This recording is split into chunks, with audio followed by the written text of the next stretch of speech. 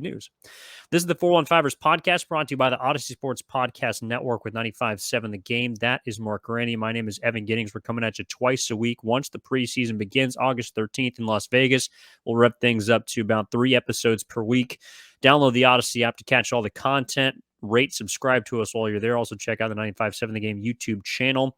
Okay, Mark, the last part of this episode did want to focus on maybe not all the glitz and glam, but some of the things that maybe haven't gone right so far for the 49ers, or some signs that you are seeing that would make you a bit concerned.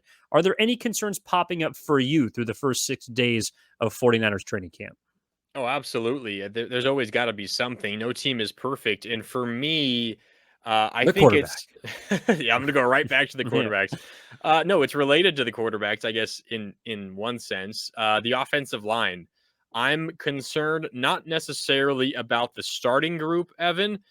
I've talked a lot this offseason about how the 49ers not going out and really acquiring anyone of starting capability is an extreme vote of confidence for Colton McKivitz, because they believe that at the very least, bang for their buck, that he's their best option at starting right tackle. So I'm perfectly fine just trusting them on that for now. Maybe I get proven wrong. They get proven wrong once the season comes around, but I'm fine trusting them in that regard right now.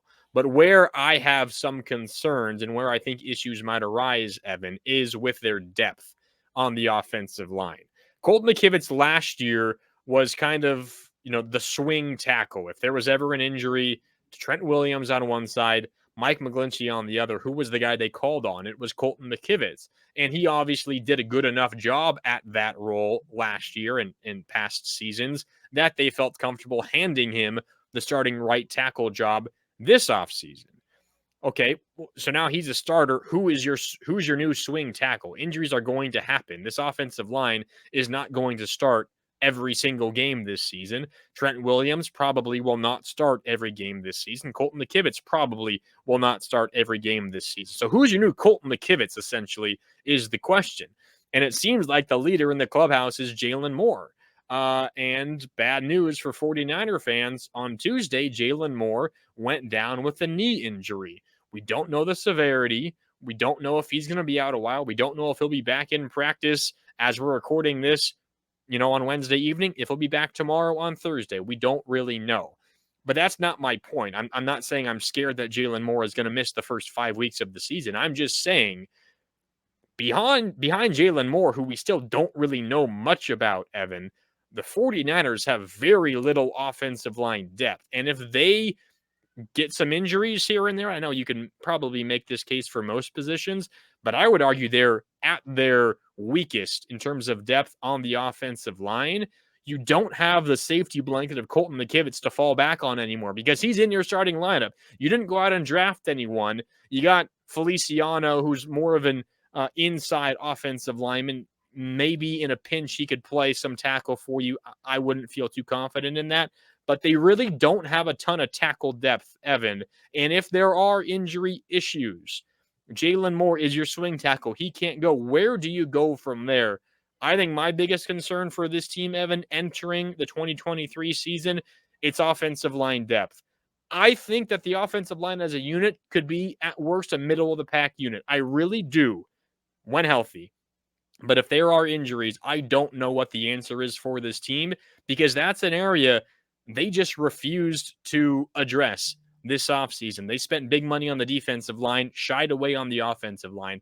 I'm a little worried if things don't go well health-wise that the offensive line might prove to be a really big problem for this team this year. Yeah, I'm 100% with you, because not only if Colt McKivitz goes down, but God forbid Trent Williams misses a game or two, Yeah. you're in trouble. And John Feliciano, as much depth as he provides, has been reportedly getting beat like a drum at training camp. And so he has not looked incredible like a guy you would want to fill in for an extended period of time. So yeah, I'm with you. Like, the offensive line right now is not a place that they chose to upgrade in free agency, nor the draft. They didn't take Yep. an offensive lineman. So right now you are depleted in many different ways and reliant on the guys in-house. And I'm 100% with you. That is a place where the 49ers, I think, are going to be kicking themselves this upcoming season if and when some guys go down. Because one thing that they were generally lucky with last year, as we've come to learn in the NFL with injuries, you can never predict them. But the offensive line was largely untouched last season.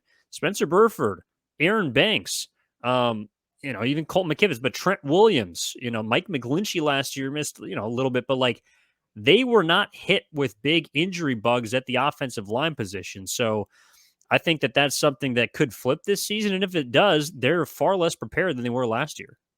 Yeah, I mean, who else do you have on the offensive line? And I know I'm focusing a little bit more on tackles than elsewhere, but beyond obviously your starters in Williams and McKivitz, I mentioned Jalen Moore.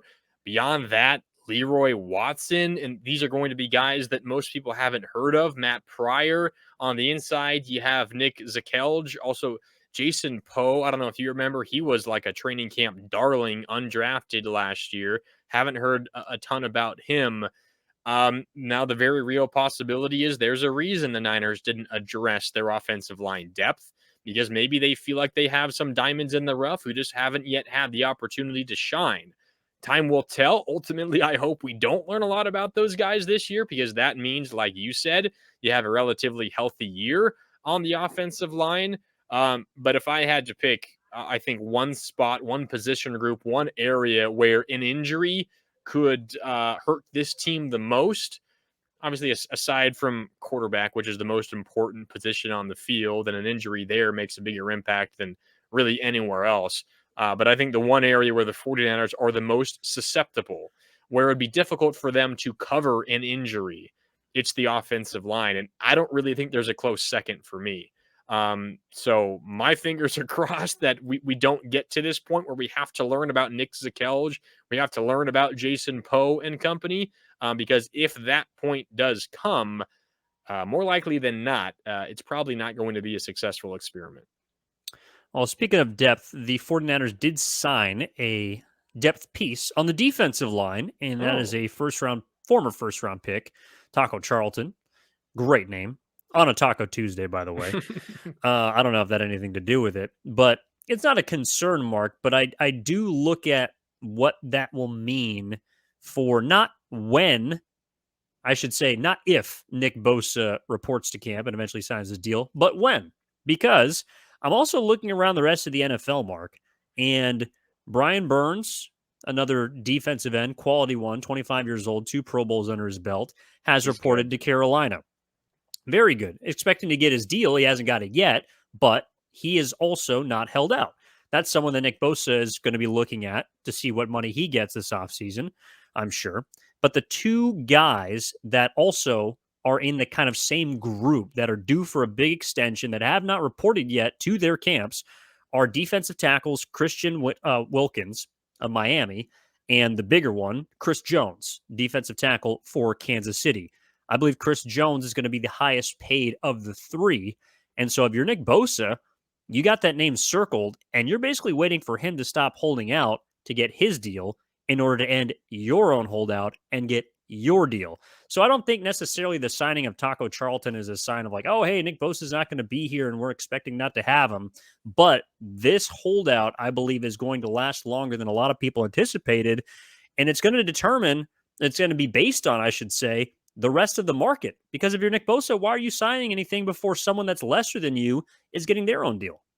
Interesting. So I think Nick Bosa is getting, at least up to this point, the most money per year that a defensive player has ever gotten. It's going to be more than Aaron Donald in my I mind, agree. probably low 30s. So do you think any of those guys, and Kansas City's Jones is probably the biggest one, do you think he is getting Aaron Donald type money? Because in my mind, the money that any of these guys get is not going to be in the Aaron Donald, Nick Bosa stratosphere. So it probably doesn't matter that much to Nick Bosa because he knows he's going to get more than them anyway. Probably not, but Chris Jones is also 29 years old, so he's a bit older.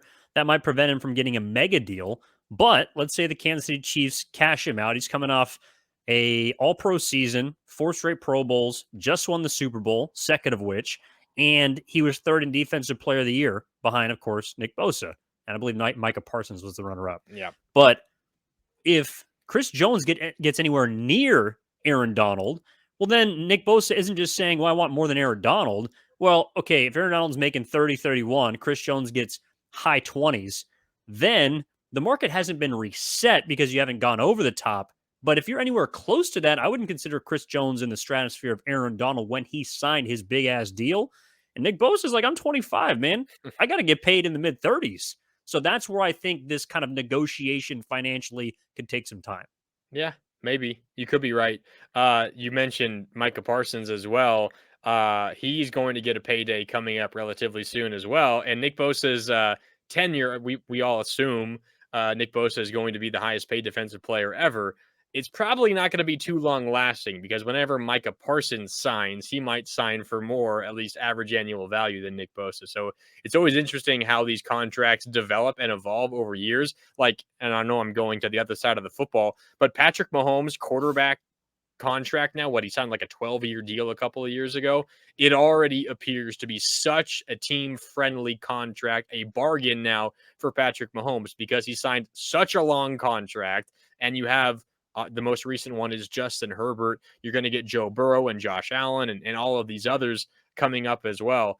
So it's always interesting how things evolve in a couple of years. And we'll probably look back on this Nick Bosa contract, Evan, assuming, knock on wood, I don't even want to say it, assuming that he is healthy throughout the length of his contract. You might look back on it in a couple of years when Micah Parsons has a gigantic new deal that probably surpasses him and think, well, we were a little worried in the moment about how much money we're going to be paying him and how it might affect our abilities to keep other players. And then you look back on it and say, well, it's actually more team friendly than we might have thought. Yeah, I do think there was a thought process of Mahomes to take more of the Brady route than, say, well, I guess Rodgers just did take a pay cut, A but gigantic pay cut. Deshaun Watson, like he wasn't trying to maximize the amount of money that he got. And to your point, he is the seventh highest paid quarterback in the league per annum, 45 million a year, which is still a lot. Yeah. But he's going to be eighth once Joe Burrow signs his contract extension, I Yeah. assume. So yeah, I don't know. Maybe Nick Bosa wants to do the 49ers a favor. I highly doubt it. Sign an 8-year deal and just take less per year, Nick. Come on, we got you. Yeah, 8 for 240 or yeah. I think that works out to about 240. Regardless, we'll wait to get his cash, and then we'll spread the cheer about Nick Bosa. That'll wrap things up for this episode of the 415ers podcast. We're coming at you next Tuesday. Please download the Odyssey app, rate, subscribe to us while you were there to get all of our content on the 49ers, but the 415ers. And that'll do it for Marc Grandi and Evan Giddings, and we'll talk to you next time.